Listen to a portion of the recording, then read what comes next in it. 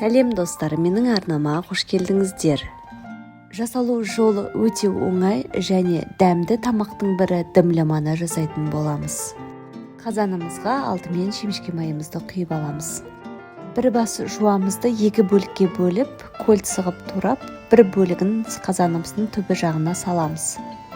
Етімізді ірілеу қылып турап салатын боламыз. Бұл тағамға кез келген еттің түрі жарай береді және барлығы буға піскеннен кейін өте дәмді болып шығады. Дәмдеуіштерімізді және тұзымызды бір ыдысқа салып, жақсылап барлығын араластырып аламыз. Өзіңіздің қалауыңыз бойынша кез келген дәмдеуіштерді қосуға болады. Қара бұрыш, қызыл бұрыш, кориандр, паприка, кристаллик, тағы да басқа дәмдеуіштерді қоса беріңіз. Тұзымызды салып, жақсылап араластырып, тамағымыздың әр бөлігіне салып отыратын боламыз. Дәмдеуішімізді еттің үстіне сеуіп, одан кейінгі бағанағы жуамыздың жарты бөлігін осы жерге үстіне саламыз. Тамағымыз араластырылмайтын болғандықтан, сіздер осы көкөністердің барлығын жақсылап орналастырыңыздар. Сәбізімді және болгар бұрышын турап қосатын боламын. Егер сіз тағамның ащы болғанын қаласаңыз, қызыл бұрыштың бір данасын бөліктерге бөліп салып жіберіңіз. Дәмдеуішімізді тағы сеуіп, үстіне баклажанды қосамыз. Сарымсақ, яғни чесногымызды қосатын боламыз. Дәмдеуішті тағы сеуіп, үстіне үлкендірек етіп туралған картопымызды қосатын боламыз.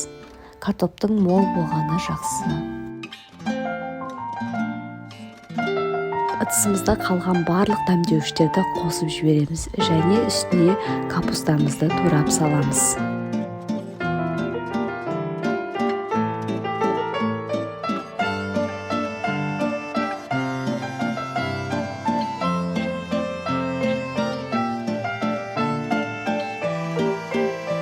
Капустамыздың сыртқы қабықтарын осылай қазанымыздың бетін толығымен жауып шығамыз және ешқандай су қимайтын боламыз.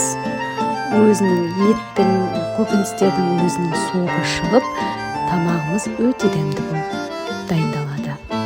Қазанымыздың қақпағын жауып, астын орташа отта қосамыз. 40-45 минут өткеннен кейін тамағымыздың астын жай отқа басып тастайтын боламыз және солай 2 сағатқа және немесе одан көп уақытқа қойып қойыңыз. Жасалу жолы өте оңай және ең дәмді тамақты сіздер де жасап көріңіздер. Керектеріңізге жарасын.